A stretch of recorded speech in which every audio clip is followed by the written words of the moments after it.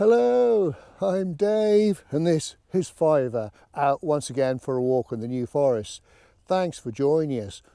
Now today we're at a place called Holmsley, which is located about 2 miles south of Burley and 5.5 miles northeast of Christchurch. And we're going to be walking a roughly 5-mile circular-ish route. We'll start at the site that was once RAF Holmsley South in the Second World War, and then we'll check out a World War II memorial and then head northwest past Pigsty Hill to the village of Thorney Hill. A few things to explore around there, and then we'll head east across Thorney Hill Holmes to enter the Holmsley enclosure before heading back to our starting point. And I expect we'll probably end up at the old station tea rooms at Holmsley at the end. Well, I'm filming at the end of November. It's actually the last day of November. It's a bitterly cold day, so we're certainly well wrapped up. Fiver's got his thick coat on, but the sun is out. There's blue sky, hardly any clouds. Should be perfect conditions for walking. Do come along with us. Okay, well, I've parked my car at the Holmsley Walk Forestry England car park, which is right on the edge of the site that was once RAF Holmsley South in the Second World War. Now, we will see a bit more of that site later on towards the end of the walk, but I'm not going to go into too much detail about it because Logan and I came and did a walk here quite a few years ago, so do check that video out. But before we sort of kick on with the main part of the walk, we're going to do a little detour to the south by about half a mile or so, just to check out a memorial or that sort of commemorates not only the site here but also all of the RAF Airfields that were here in the New Forest in the Second World War. So let's sort of make our way there first.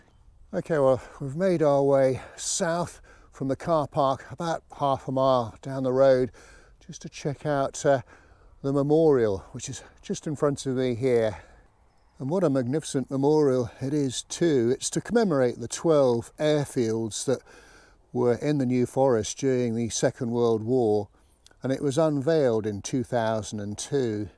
The propeller that you can see here is actually a Dakota propeller, I believe, and there's an annual commemoration service held here, and there's a terrific plinth just in front of the memorial which shows you where all the airfields were. In fact, Logan and I think have visited just about all of them. So you've got Stony Cross, which you can see quite a bit of the airfield still today. Ibsley over there, well, most of that was dug up to extract gravel. A lot of lakes there. The one here, Bicester, and that's just a field. Herne, of course, is now a major airport. Number 11, I think that's Winkton. Again, most of that's field. Christchurch, number 7, well, that's completely built over with houses. What have we got here? Sway, well, that's just a field. RAF Bewley, we can see a fair bit of the airfield still today. Well, certainly the perimeter of it. What else have we got? Lymington, that's just a field now. So is Needs Ore Point, although I think there is still an old aircraft hangar there. And then, well, finally you've got the Cowshot, which was where they had flying boats from. Okay, well, we've made our way back to the Holmsley Walk car park. So if you don't want to do that detour, then just take 1 mile off the walk. So the rest of the walk is going to be about 4 miles or so. Right, we're going to head northwards towards Thorney Hill.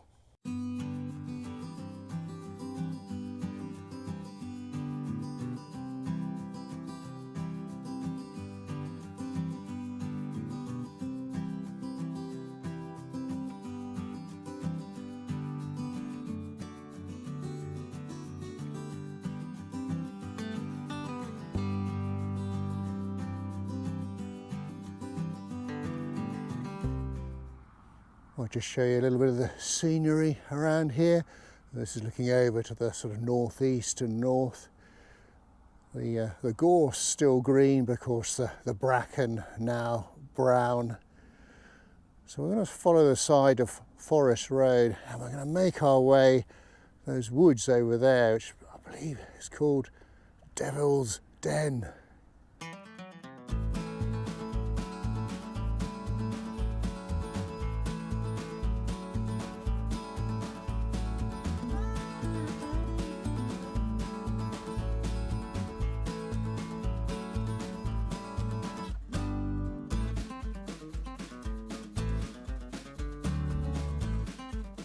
Well, this is the outskirts of Devil's Den. Well, although we're just about to start the winter, there's still quite a few little bits of evidence of autumn colour, a few yellows and golds in the leaves on the trees there. Well, I've just temporarily come out of the woods at Devil's Den just to show you that we're coming into Thorney Hill. Now, we're right on the edge of the New Forest here. In fact, I think the boundary may well be where the road is, I'm not sure, but it's on the right hand side is the New Forest.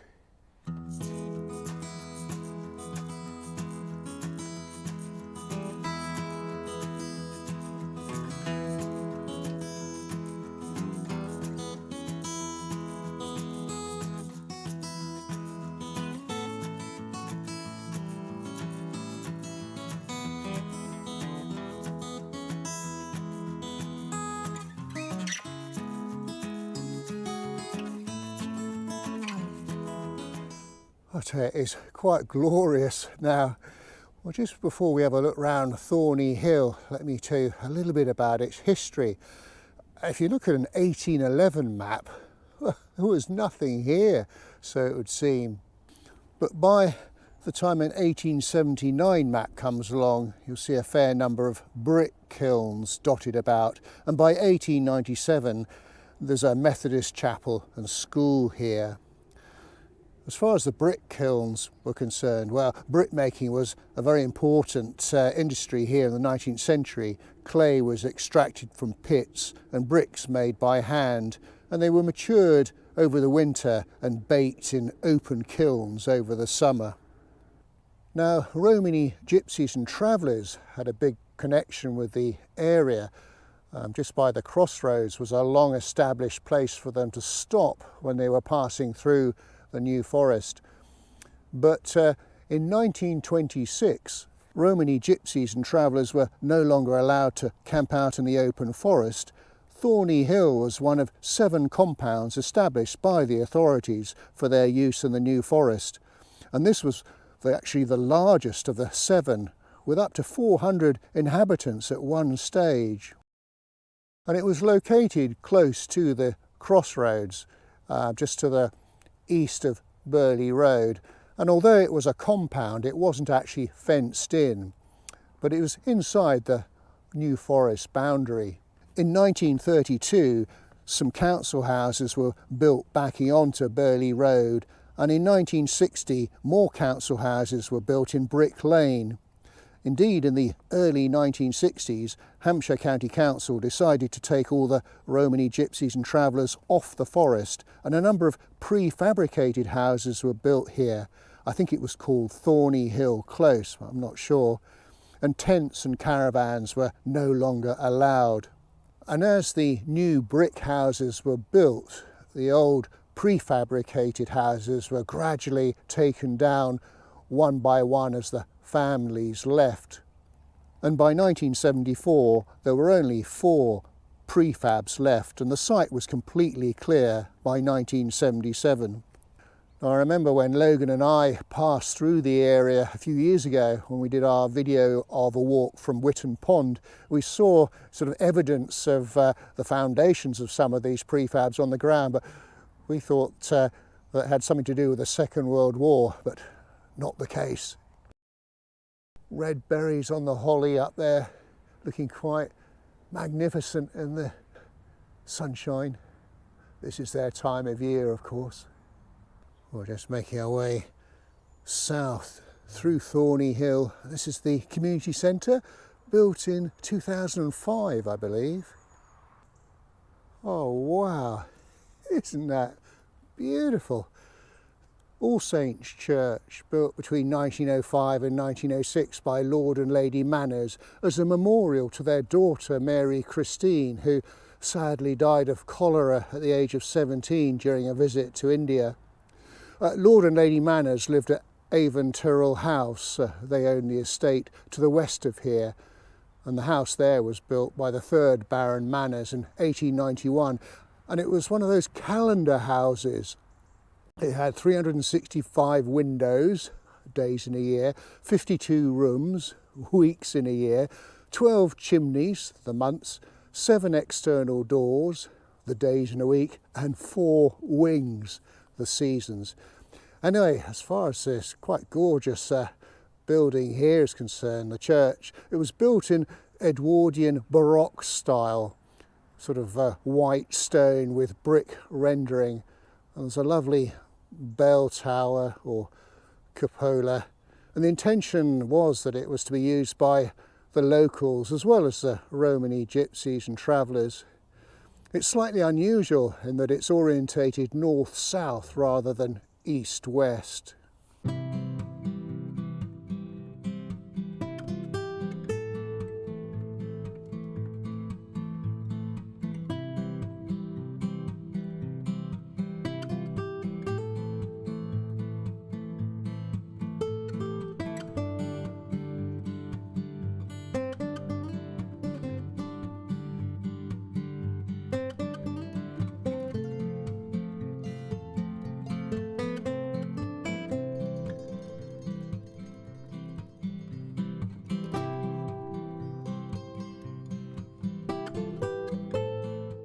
We're just making our way through Thorney Hill. Now, I think the old Methodist chapel that I mentioned earlier on, it may well have been situated around about here where this house is, but I'm not sure. And there is the old school that I mentioned earlier, which looks like it's residential these days. What a lovely bit of thatch on the building on the right, and then on the left looks like that was the old forge. Right, well, we're now going to leave Thorney Hill and head sort of north-easterly across Thorney Hill Holmes. Holm is another word for holly, and there's certainly plenty of that around here.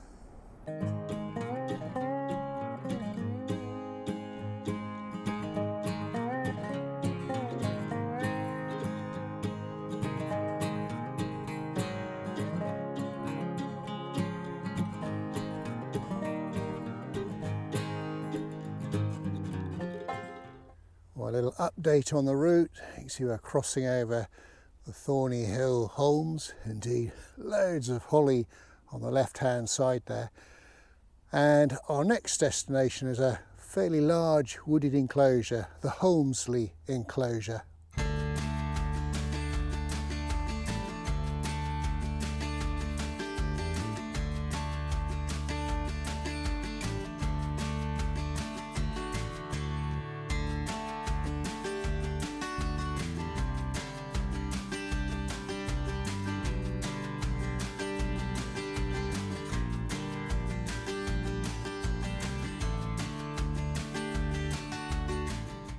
Well, we've made our way to the edge of the Holmsley enclosure. You see this, looks like sort of concrete road and bridge. And this is all part of the old World War II airfield that was here. I think this was the track to the bombing preparation area. Well, a New Forest walk wouldn't be a New Forest walk without some New Forest ponies. And this lot are just passing through. All got their winter coats on. And one there's got its reflective collar on. Held on by elastic, not Velcro, I think, as I've said in the past. Well, I've made my way to the edge of the Holmsley enclosure. Although it looks like I'm going to have to find a slightly different way in to the one that I'd hoped to. It's a large enclosure for sure, covers something like 142 hectares, established in 1811 I think some of the original oaks remain, but a lot more oaks were planted in the 1930s and 1940s on the northern edge of the enclosure. But the wooded area here suffered a lot of damage in the storms of 1987 and 1990, after which a lot of conifers were planted. Well, I've made my way into the Holmsley enclosure. Forgive me if I do a quick reading from one of my favourite books, Walking in the New Forest by Joan Begbie. It was written in 1934. Got to have my glasses for this. Oh, Joan mentions a chap called Wise. That was John Wise, who wrote The New Forest and Its Scenery in 1863. Holmsley enclosure, planted in 1811 and spoken of by Wise as a young plantation, is now in parts a dense wood of oaks and Scots pines, which grow over a rare tangle of hollies, brambles, bracken and thorns. Birds love it and were loud in its praise that day, but so thick was the mesh of twig and leaf above and the bushes below that we never caught a glimpse of the singers. A few primroses grow on the banks of the fences, where, after one look at the jungle under the trees, they seem to have very wisely decided to remain, for no flower could survive in those choked fastnesses which seem to be designed only for the safe conduct of foxes coming here, with hounds hot on their heels. We're just passing over a little stream, which I think is a tributary to the Avon water.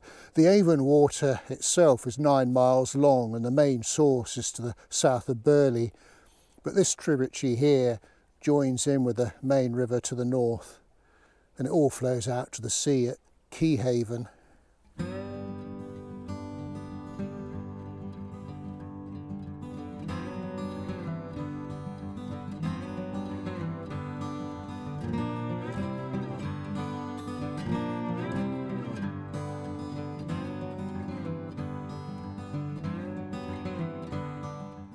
We've now made our way out of the Holmsley enclosure, back out into the open, glorious sunshine, across the area that was once the RAF Holmsley South Airfield in the Second World War.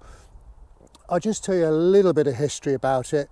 If you want to know more, just do check out the video that Logan and I did when we had our walk here quite a few years ago. Well, basically the airfield was constructed here in 1942, and it was used by the RAF and the United States Army Air Force, and it closed in 1946.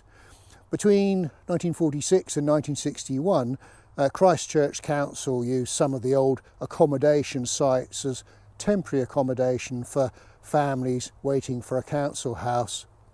But these days there's just a campsite here, but you can still make out where the runways were on both an aerial map and also on the ground.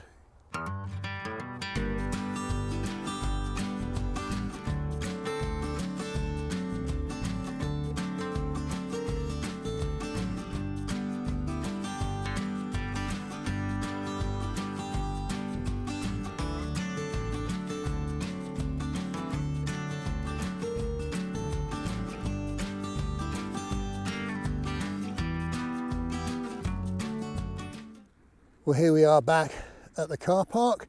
Not quite the end of the video there. We've got one more destination. Well, just as the sun starts to go down, we've just made it to the old station tea rooms just in time. We've got in our cars about just over 2 miles, maybe a bit longer between the car park and the tea rooms. It was previously a railway station, opened back in 1847 by the London and South Western Railway and closed in the 1960s. And the line was from Brockenhurst to Ringwood. Of course, Logan and I filmed a walk along most of that route. Well, folks, we've come to the end of our walk. I've just ordered my hot piping soup and some tea and a tea cake.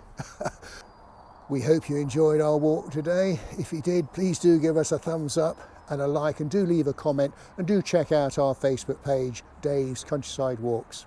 So until we meet again, thanks for watching, and cheerio. Right, is it sweetie time? I think it is. You've been a good boy today. you.